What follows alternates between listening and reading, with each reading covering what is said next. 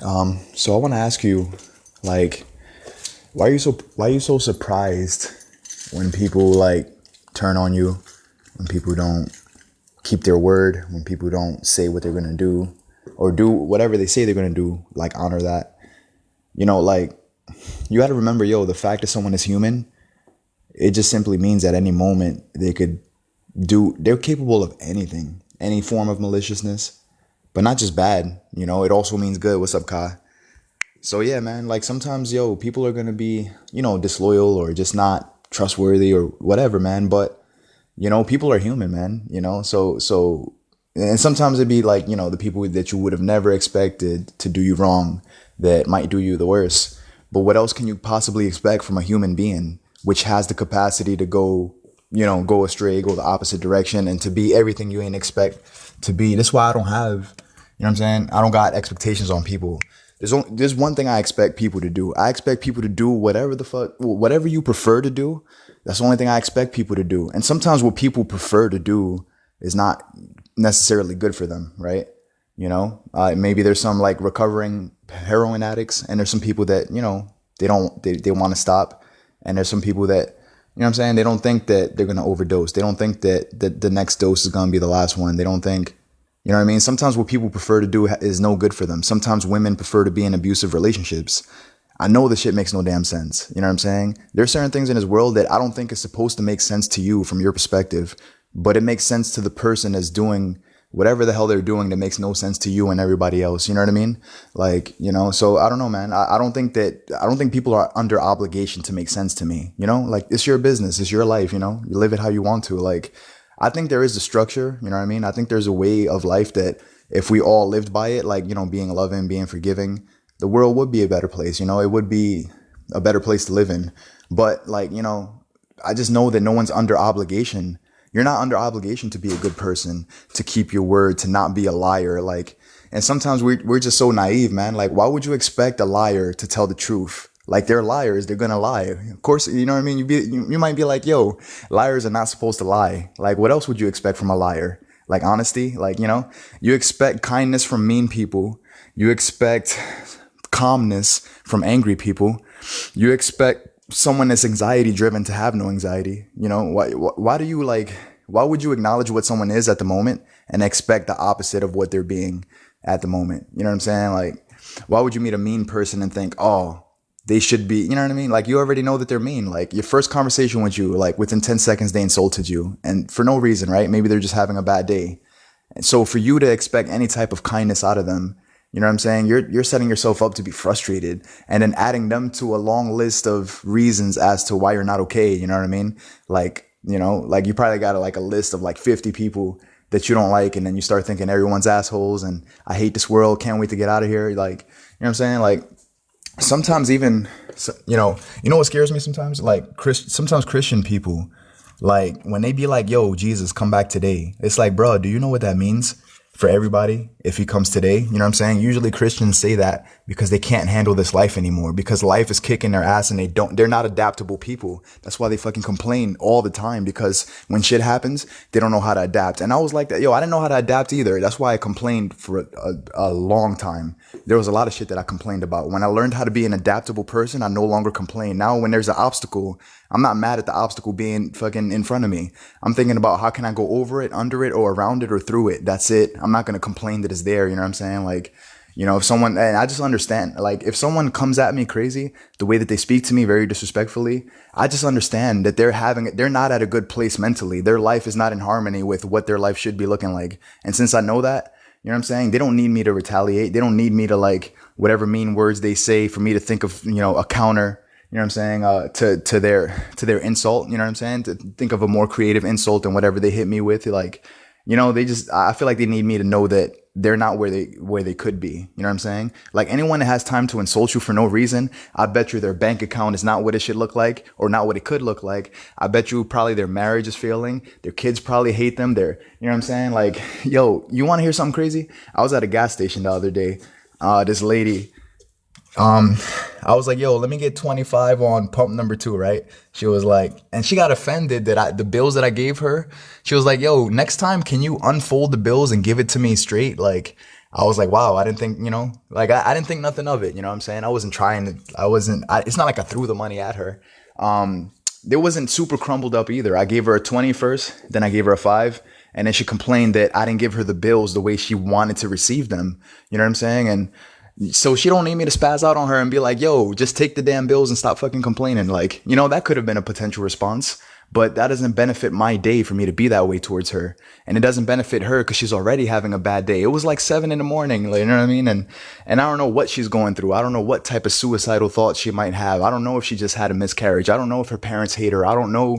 You know what I'm saying? So like, that's why, like, I'm always thinking about, damn, like, instead of thinking about how what people are doing to me and how much that's an inconvenience towards me, I'm thinking, what the hell could a human, what could they possibly be going through that's making them act that way? There's something making people act the way that they do. You know what I'm saying? And unhappy people, that shit spreads, man, like a fucking cancer. Why do you think when someone's insulted, they want to insult you? When someone's offended, they want to spread that. But also, when someone's motivational, they motivate. When someone's inspirational, they inspire. When someone's, you know what I'm saying? Like whatever type of energy someone has within themselves, that becomes the energy that they give to everybody else. You know what I'm saying? So, like, what people give, what comes out of their mouth is a reflection of what they feel. Like, people be like, yo, only God knows my heart. Only God could judge me. And I get what you're saying, but you know what I'm saying? There's another scripture that says, out of the abundance of the heart, the mouth speaks. So it's impossible for me to be around you long enough unless you're deaf, dumb, and mute and you can't speak. You know what I'm saying? If I hear you talk enough, I know what's in your heart. Because what comes out of your words, the words that come out of you, that's your thoughts, man. That's what you think about daily. You know what I'm saying? A man is what he thinks about all day. You know what I mean? So if all you know how to do is complain about your failing relationship or about your grades or about how you went to Harvard and you didn't want to be there and your parents pushed you, like anything that a person talks about all day, it's only a reflection of what they fucking think about all day. You know what I'm saying? So, people be like, oh, only God could judge me. It's like, bro, look, you talk long enough, people know what the hell is in your head. They might not know all of it, but sometimes, sometimes people don't. I saw a funny quote the other day. I forgot whose page I was looking at. It was like, I wish people came with a sneak preview so I could see if I want to be your friend or not. You know what I mean? Like a movie clip that rolls, you're like, the highlights and the bad parts of it or whatever, and it's like, I forgot where I was going with this, but anyways, yeah, man, sometimes people are going to walk out on you for no fucking reason. Sometimes people are going to stop being your friends, stop answering your calls, stop coming around, and they don't have no reason to do that. There's some people that's in your life, like for a reason, and other people come for a season. And sometimes you confuse who's in your life for a season and you think they came for a reason and you're trying to hold on to them because you think they have purpose in your life. But some people come to teach you how to let go. That's why they leave, so you can learn how to let go. Some people come to test your patience so you can learn patience. You know what I'm saying? That's why they try to push your buttons, And if you don't have buttons, there's nothing for them to push anyways. There's people in this world, bro, they got 1,000 fucking buttons. You know what I'm saying? And I say this a lot in podcasts, and I haven't done podcasts in a while, but if you have 1,000 buttons, you're at the mercy of, you better hope that fucking people respect your buttons enough to not to push them. Because if they push them, you're at the mercy of whether or not they feel like upsetting your day. You don't even control your mood. They control it. The only way for you to be happier is not for them to respect your buttons. It's for you to get rid of your buttons. And you do that by having patience and loving people. You know what I'm saying? Not taking into account of a suffered wrong. You know what I'm saying? Like, just really caring about people. You know what I'm saying? And understanding that if they're trying to get to you, they're not in a good place. You know what I'm saying? Anybody who's trying to bring you down, they're already beneath you. And you know what I'm saying? So anybody beneath you, that's what they have the tendencies to do, that just to bring you down. You know what I mean? So yeah, man. So just, this is just random. It was on my heart to do this podcast, and I hope that, this is beneficial for someone to hear. But I just see it all the time. People be like, man, this person betrayed me. I would have never expect this person. Or I would have never expect that. The only person that you could realistically expect to never leave you or forsake you is God.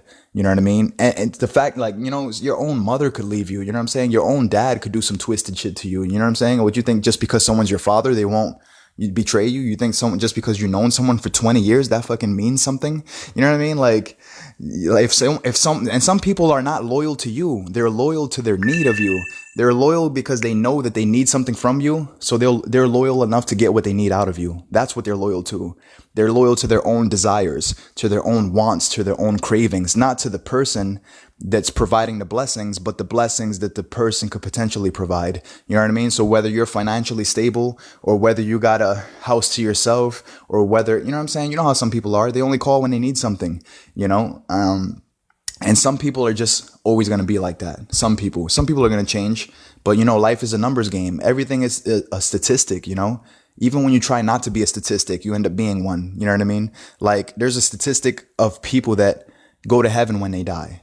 You know, there's a number of people that don't. There's a statistic of people that out of those that go to Harvard actually fucking graduate from there. You know what I'm saying? There's a statistics of people that, you know what I mean? A percentage of people are going to be kind, you know? Percentage of people are going to be mean. A percentage of people are going to lie for no reason. A percentage of people are going to, you know what I'm saying, be a product of their environment and blame everybody else why they can't be okay.